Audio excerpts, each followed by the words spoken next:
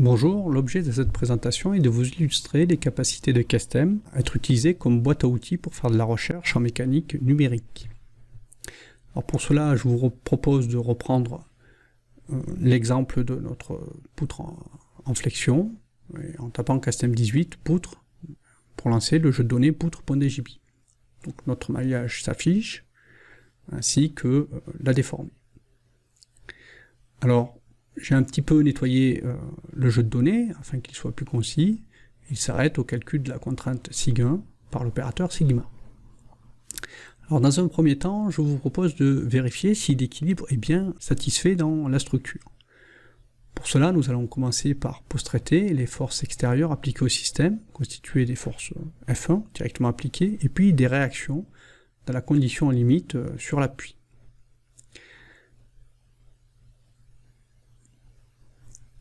Alors, on va tracer ce champ de force extérieure sous forme de vecteur, de couleur verte, et puis on va l'afficher sur les arêtes du maillage V1. Alors, à l'extrémité où sont appliqués les efforts, on voit que finalement l'intensité des forces est relativement faible, et à contrario, dans l'appui, les efforts sont très importants.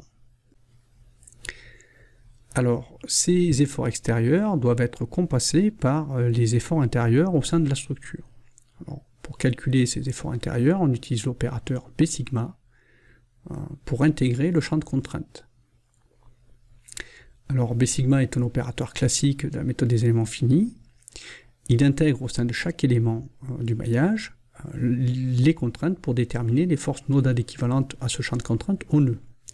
Entre deux éléments du maillage, au sein du massif, ces forces nodales équivalentes s'équilibrent au niveau des nœuds, et sur les bords du domaine, ces forces intérieures, ces forces nodales équivalentes intérieures, équilibrent les forces extérieures. Alors, pour apprécier des équilibres éventuels, on calcule un résidu. Résidu 1 est égal aux forces extérieures moins les forces intérieures.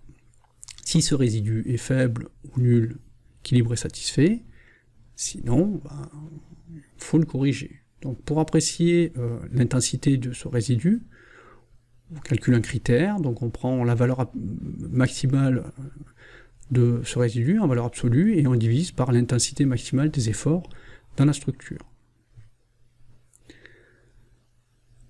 Et puis si on liste critère, eh bien on s'aperçoit que le déséquilibre est de l'ordre de 60% des forces appliquées, ce qui est énorme. Alors ceci est dû au fait que dans Castem, par défaut, on utilise des déformations quadratiques. Alors, ces déformations quadratiques, elles interviennent lors du calcul du champ de contrainte au niveau de l'opérateur sigma. Sigma dérive le champ de déplacement pour obtenir la déformation, et cette dérivation n'est pas linéaire mais quadratique. Ensuite, il applique la loi de l'élasticité linéaire pour obtenir la contrainte, mais du fait du calcul des formations, on a une relation non linéaire entre les déplacements, les contraintes, et donc les efforts intégrés in fine. Comme on résout un système linéaire, forcément on voit apparaître un déséquilibre sur les résidus obtenus en intégrant le champ de contrainte. Alors on peut quand même s'assurer que le programme a bien utilisé des déformations quadratiques, pour voir s'il n'y a pas de problème, en listant la valeur de l'option epsi, qui fixe les déformations, le choix des déformations d'un Castem. Donc on voit valet epsi est égal à quadratique, donc on a bien utilisé par défaut des déformations quadratiques. Le choix de l'option des déformations peut être fait avec la directive opti et l'option epsi. Pour corriger ce déséquilibre, je vous propose de mettre en place une méthode de minimisation du résidu, qui est une méthode très classique, analyse numérique, pour traiter ce genre de problème. Pour cela, on crée une boucle B1 qu'on limite à 10 itérations, et on va calculer un champ de déplacement, une correction au champ de déplacement en résolvant le système avec le déséquilibre, le résidu res1. Le nouveau champ de déplacement solution va être égal au champ de déplacement initial plus complété de la correction. Avec ce nouveau champ de déplacement, on peut calculer un nouveau champ de contrainte, l'opérateur sigma.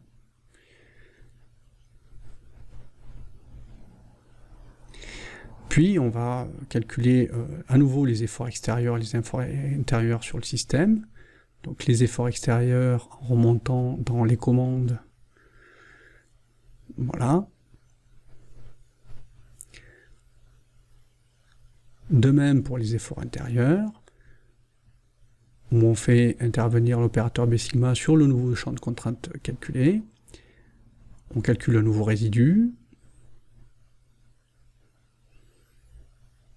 puis un nouveau critère, et nous allons faire afficher la valeur de ce critère, ainsi que le numéro de l'itération.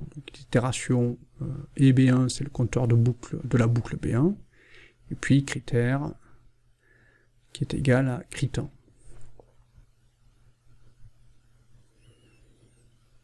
Point virgule. Donc on voit que la valeur du critère a nettement diminué, 10-4.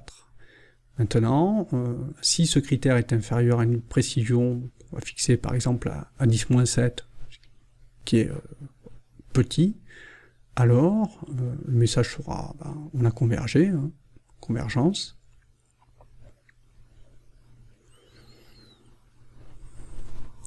Et on pourra quitter la boucle B1.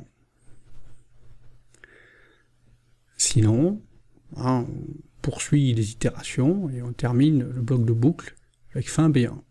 On voit qu'on converge en 5 itérations et le critère vaut quelques 10-10.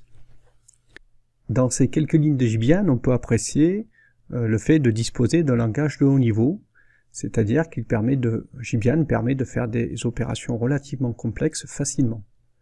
Par exemple, il permet de calculer un champ de contrainte en dérivant de façon non linéaire le champ de déplacement, puis en appliquant la relation d'élasticité, intégrer ce champ de contrainte sur le maillage, résoudre un système linéaire, faire des opérations sur des champs, en prendre le maximum de la valeur absolue, etc. Ceci est d'autant plus remarquable que ça ne dépend pas de la dimension du problème, toutes ces instructions ne dépendent pas de la dimension du problème, ni du type d'éléments utilisés, ça pourrait être également des coques, des poutres, etc., ni de la complexité de la structure, une structure relativement simple, mais elle aurait pu être composée de différentes parties, ça n'aurait rien changé en l'enchaînement de ces instructions et à leur syntaxe. Dans ces quelques lignes de Jibian, on exécute plusieurs dizaines de milliers de lignes de Fortran, voire plus. La décomposition du calcul en opérations élémentaires que propose Jibian permet de structurer notre démarche de modélisation lorsqu'on cherche à mettre au point un nouvel algorithme bien plus facilement que si nous devions le faire en Fortran au sein d'un programme qui ferait plusieurs dizaines de milliers de lignes ou plus ou moins bien structuré en sous-programme. Avec Jibian, on dispose d'un métalangage de programmation qui facilite grandement la mise au point ou l'amélioration de méthodes numériques existantes.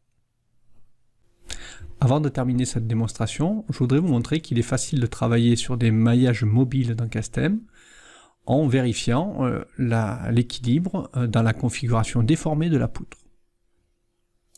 Pour cela, je commence par sauvegarder la configuration initiale, conf0, à l'aide d'opérateur form, et puis je me place dans la configuration du champ de déplacement UE, toujours avec l'opérateur form qui est utilisé là en directive. On peut tracer le maillage dans cette configuration. Alors, ça ne paraît pas très évident, mais si on zoome sur la face avant, on voit que le maillage est quelque peu déformé. Si on se place en revanche sur une vue de côté, on peut voir que la poutre est fléchie. Alors, nous allons vérifier la valeur de notre critère dans cette configuration en recalculant les forces intérieures qui sont obtenues par intégration sur le maillage déformé, auront une valeur quelque peu différente de celle obtenue sur le maillage non déformé. Les forces extérieures, elles, ne changent pas, puisque ce sont déjà des grandeurs intégrées, et donc on peut directement recalculer le résidu, puis le critère. Si on liste ce critère, on voit que sa valeur est d'un peu plus de 3%, ce qui est pas très important, mais qui est quand même nettement plus important que les quelques 10-10 qu'on avait obtenus à convergence précédemment. Alors, nous aurions pu calculer ce résidu en prenant en compte l'intégration des forces intérieures dans la configuration déformée. Là, dans notre petit algorithme, nous apercevrons que l'algorithme ne converge pas. C'est une des difficultés des calculs en grand déplacement. Alors, bien entendu, on ne demande pas à nos utilisateurs de maîtriser toutes ces choses-là, et on leur met à disposition des procédures de calcul dans le domaine non linéaire qu'ils utilisent en boîte noire pour résoudre leurs problèmes. Toutefois, l'utilisateur averti, le spécialiste du calcul de structure ou le chercheur dans le domaine des méthodes numériques peut modifier ces procédures ou développer ses propres méthodes de résolution afin d'adapter ce qui est disponible dans Castem au problème qu'il a à résoudre. Ainsi s'achève cette démonstration. Pour terminer le programme, tapez fin.